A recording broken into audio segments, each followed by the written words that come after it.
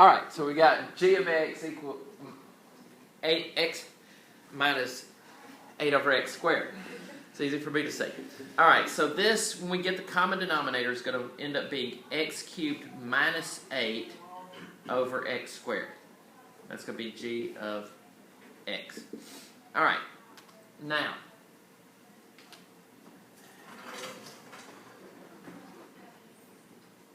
do we have any asymptotes here? Yeah, we got one vertical asymptote. The vertical asymptote will be when the denominator equals 0. So we'll have x squared equals 0, so x equals 0. Alright, now, what about our limits? Or our limit as x approaches infinity?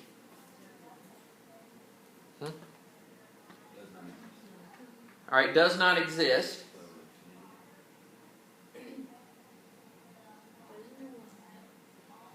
But we do the ratio part. Oh wait, no, it's not a ratio.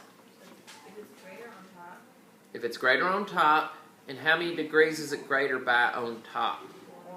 1. So we got a slant asymptote here, right? So I've got x squared. Now I'm going to do this the long way. Plus 0x plus 0 goes into x cubed plus 0x squared plus 0x minus 8. Alright, how many times does x squared go into x cubed? X times, right?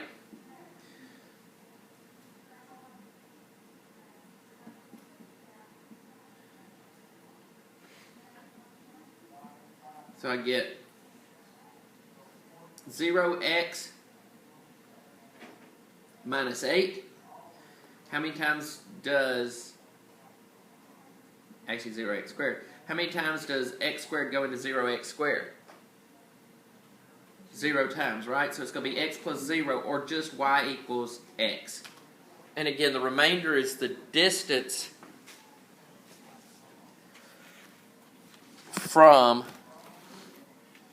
the asymptote that the graph is, so that's not really going to play into importance in our graphing here. But we get y equals x as being our, what kind of asymptote was that? Slant asymptote. So we got a slant asymptote, and we got a vertical asymptote.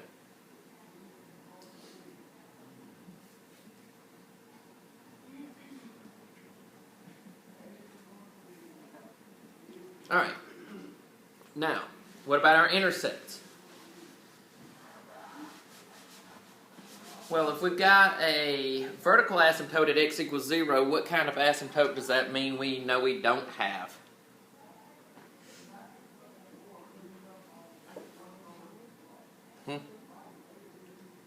We won't have a y-intercept. Think about it. If we got a vertical asymptote sitting on the y-axis, we won't have a y-intercept. What about my x-intercept? What would I do to find my x-intercept? Plug in 0 for y. So 0 equals x cubed minus 8.